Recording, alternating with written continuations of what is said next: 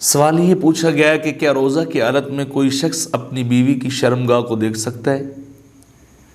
تو اس کا جواب یہ ہے کہ روزہ کی حالت میں بیوی کی شرمگاہ کو دیکھنے سے روزہ تو فاسد نہیں ہوتا، البتہ روزے کے دوران بلا عذر قصداً ایسے کرنے سے انسان کو پرہیز کرنا چاہیے۔ حاشیہ ابن عابدین رد المختار کے اندر بھی اس بات کو نقل کیا گیا ہے، اور الجوہرۃ النیرہ جو قدوری شریف کی ایک شرح ہے اس کے اندر بھی یہی نقل کیا گیا ہے۔ اور نظر الی امرۃ فانظر لم یفطر، کہ کوئی شخص اگر اپنی عورت کی شرمگاہ کو دیکھتا ہے، دیکھ کر اسے انزال ہو جاتا ہے تو اس کا روزہ جو افطار نہیں ہوگا۔ سواء نظر الی الوجہ او الی الفرج او الی غیرہما،